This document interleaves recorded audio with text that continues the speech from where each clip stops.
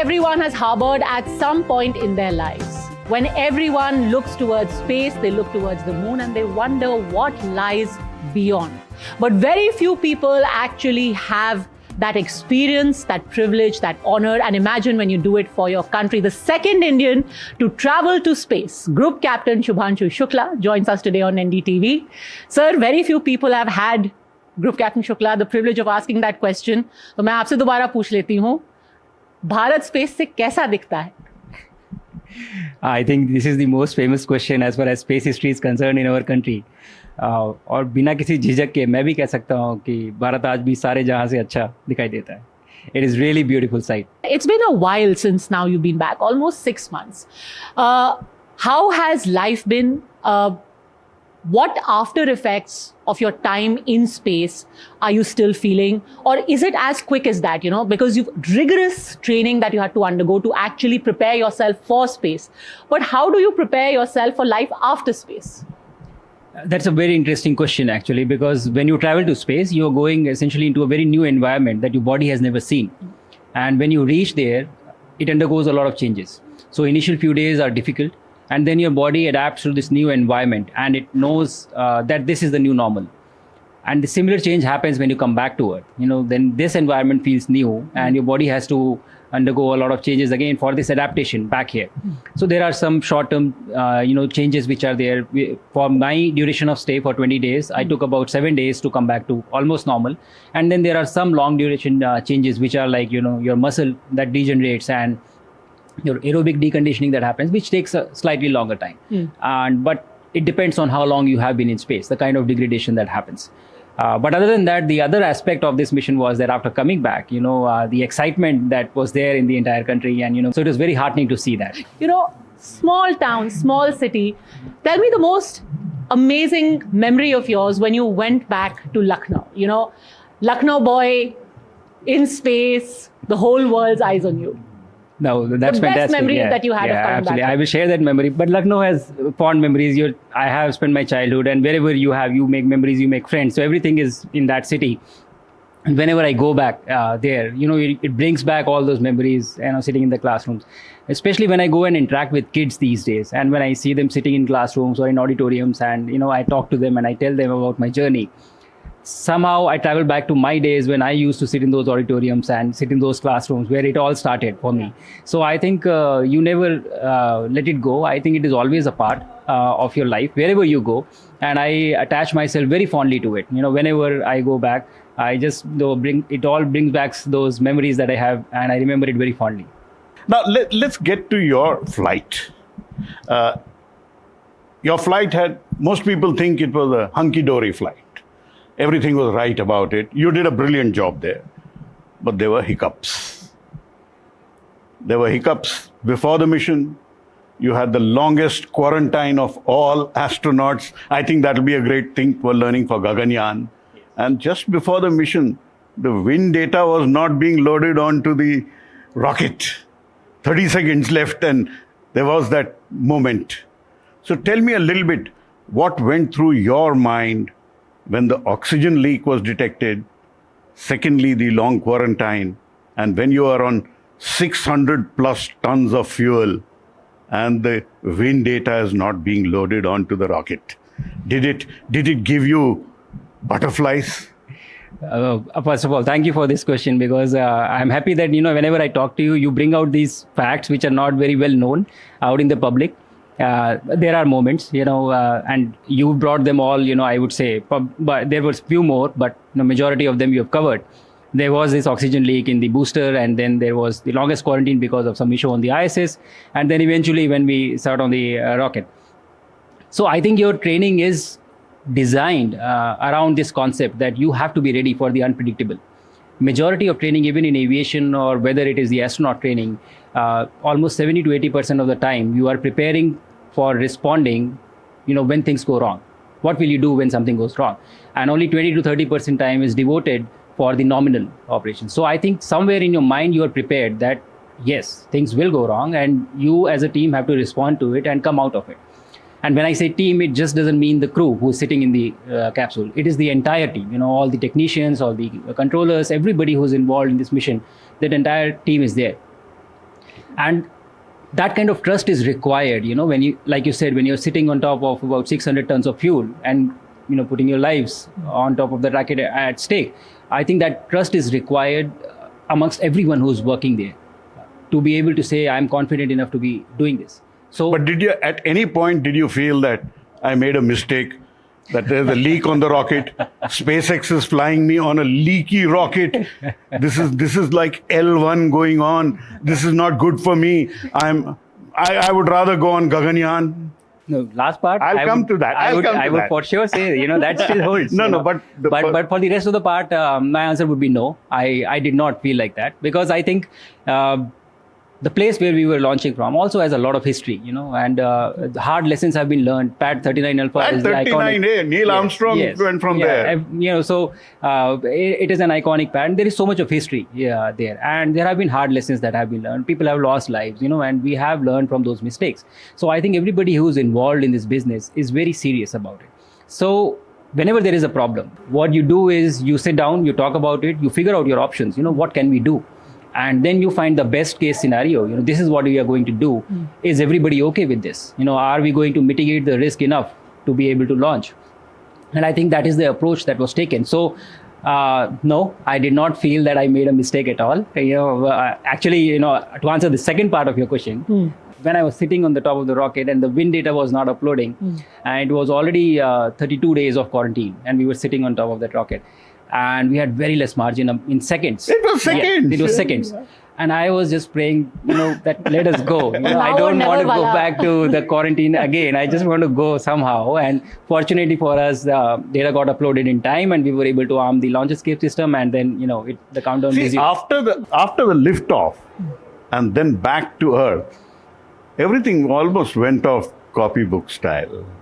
Did you enjoy your stay on the space station? Oh, absolutely. Yeah, right from the launch, because however much you train, when the rockets ignite, the engines ignite, it is different.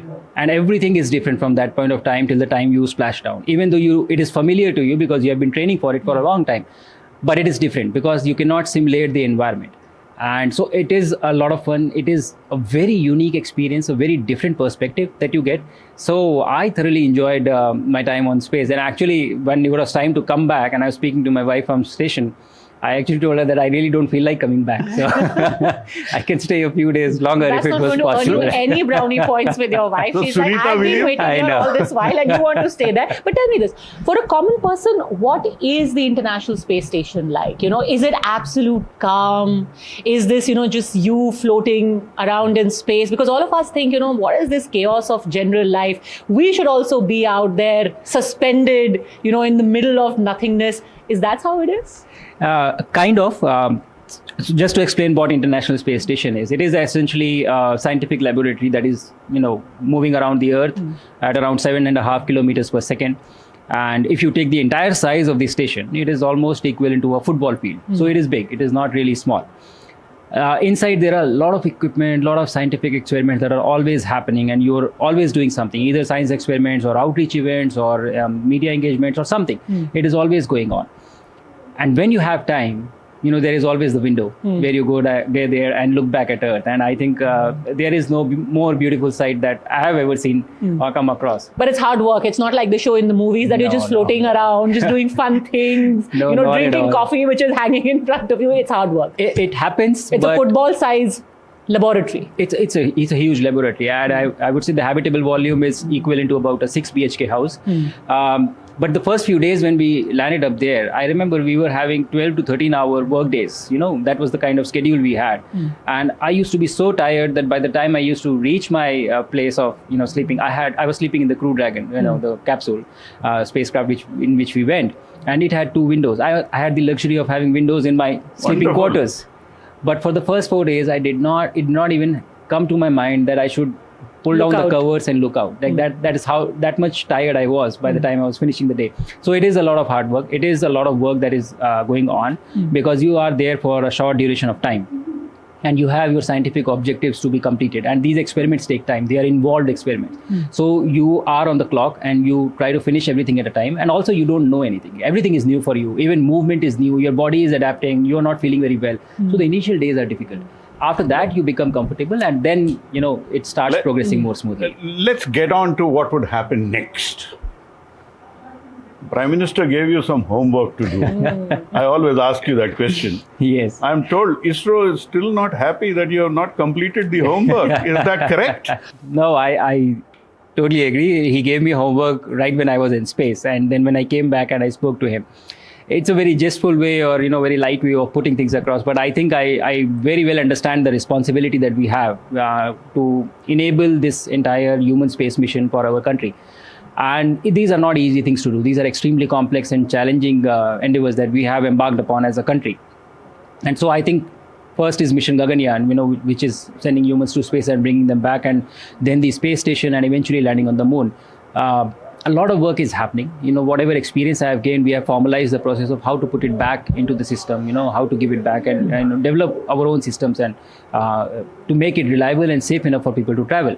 But more than that, it is also the ecosystem. It is not just a technical system. It is the entire ecosystem because human space missions involve a lot of other disciplines as well, not just the technical machines. So setting up that entire ecosystem, how does the training happen? How does the selection happen? How do we open it for everyone? And the medical protocols and everything. So all of that is under works right now. It will take time, but I'm happy to say that it is going in the right direction. So let's get on. What is the status of the first uncrewed flight? How soon can we have it? Are you actually involved in the uncrewed flights, or you're going to be involved only in the crewed flights? No, we are involved in the design and development of systems. Each flight has a configuration that is decided upon earlier. Right now, I think the work is happening on the uncrewed flight to achieve somewhere in next year. I do not know the exact date, and I don't think it will be right for me to comment on that.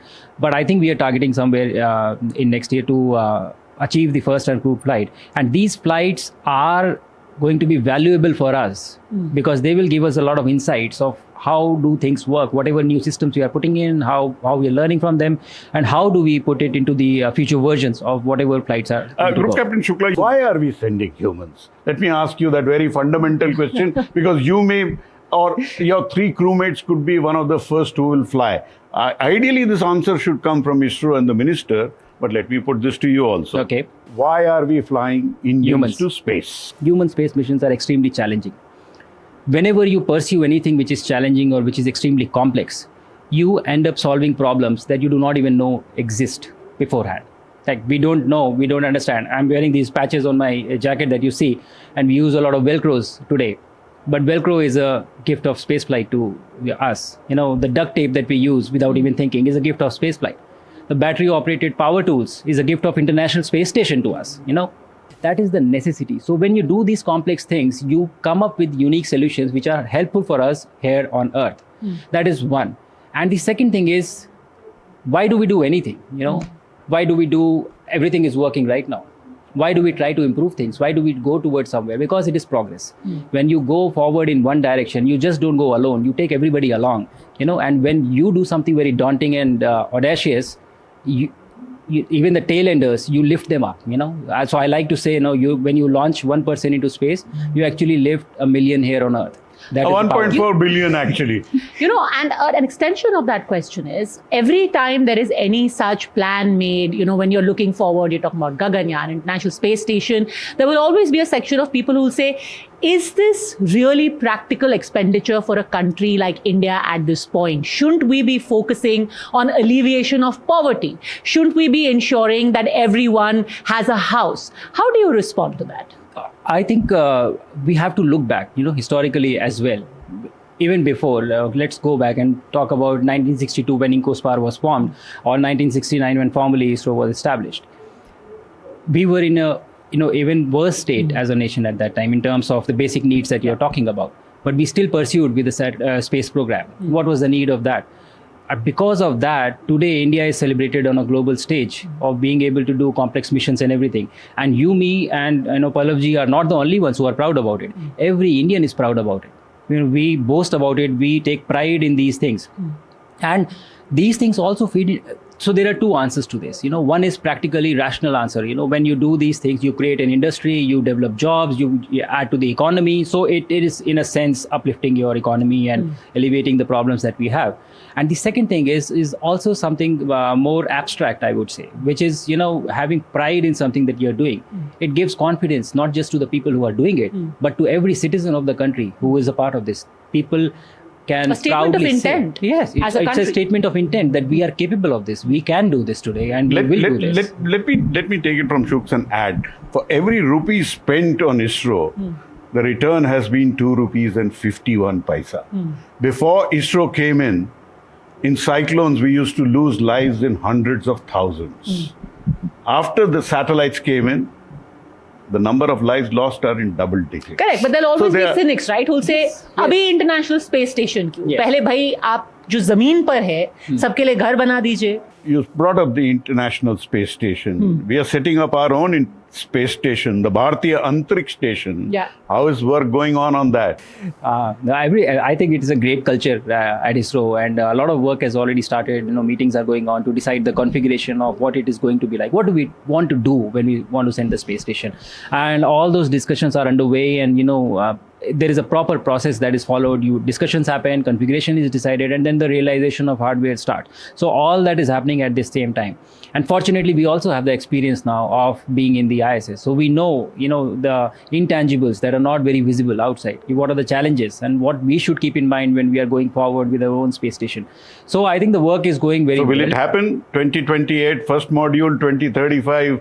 Now that is where your role comes in. Yes, you're the one who's flown there. But I think that we should not be very steadfast or very stickler about putting it up there on a particular date. Rather, we should be asking ourselves, what are we putting up there? That is more important. If we are sending something now in 2028 or 2029, what is the objective? Are we achieving the objective? And are we making it safe and robust enough for anybody who's going to be there in the space station? So that is a more important question to be asked.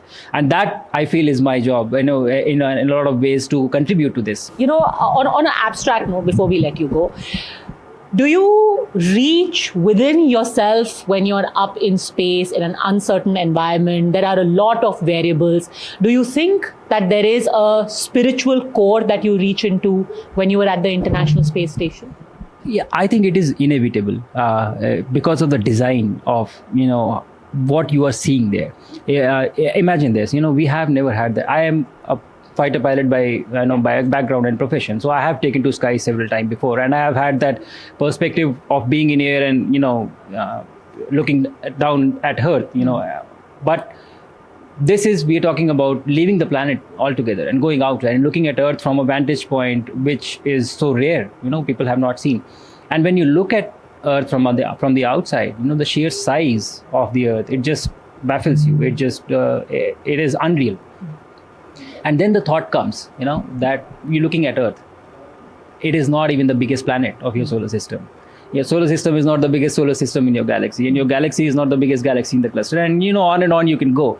So if you just, sitting here also, if you just put your mind to that and think about it, what are the chances, that we are here sitting and talking like this and, walking on our 2 feet, thinking what we want to do, we want to go to space and achieving such complex feats. I think it is an incredible achievement by design. So it is but natural for anybody to feel, what's the rationale of all this? How is this possible? Why me? Why me? Why is this happening? So there is, I do feel that there is a larger scheme of things. I don't understand. Are you a spiritual person? Yeah, yes, I am. Are you a religious person? Yes. I don't understand the distinction a lot, but I think for me, spirituality is understanding that there are a lot of things that I don't know and I don't understand, but it still works. So there is something that is making it work, and it is happening. And you need to have trust and faith sometimes, in the larger scheme of things, and things do work out. Do you prefer flying as a fighter pilot or being an astronaut? Because an astronaut will get once in 5 years, once in 10 years. Whereas a fighter pilot gets more opportunity. You're already a group captain. Space, he'll say, I prefer flying than when he has to go to space. Yes, she answered on my behalf. So I prefer to be an astronaut when there is a flight.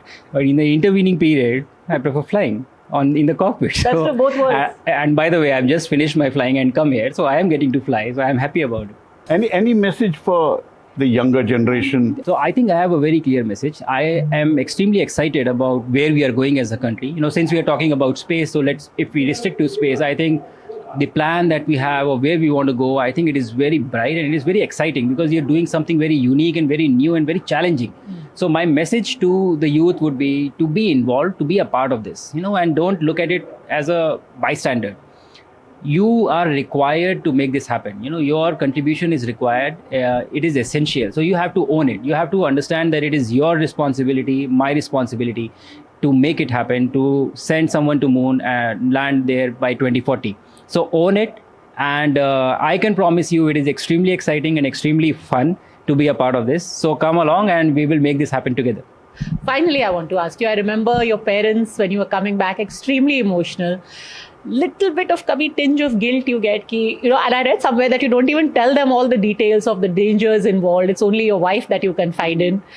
Ever you feel that little tinge of guilt that, I put them through this, and they were literally in tears when you were coming back? I think it is true to some extent because not always it is the choice, that you get into something and you start doing it. And also it is required that the family support has to be there for you to be able to do this. Otherwise, it is not possible for you to do it. So I would say that my parents, my wife, everybody has been exceptional and in being my ecosystem for support. What's the first thing they told you when you came back? Mom and dad. The first thing my mother told me was कि बेटा अब हो गया है, अब मत जाना. तो आपने क्या बोला उनको? मैंने कहा मम्मी अभी बहुत दूर है, बाद में बात करेंगे. And your father? My father was very happy. They are very proud and they are very happy, and I'm happy for that. I understand the worry that they have, and I understand the challenges that they face.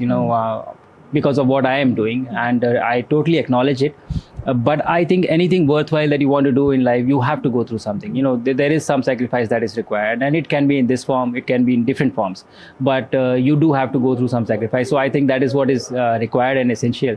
Auntie might have said कि बेटा अभी के लिए छोड़ दो, but sorry auntie, now he is Indian of the Year, India on his sleeve, India on his heart, and representing India in space. Congratulations again, Group Captain Shubhanshu Shukla, for having won the Indian of the Year, and thank you on behalf of all of India as well. Thank you very much. Thanks a lot. Thank for you so being much. here. Thank you for having me here. Thank you.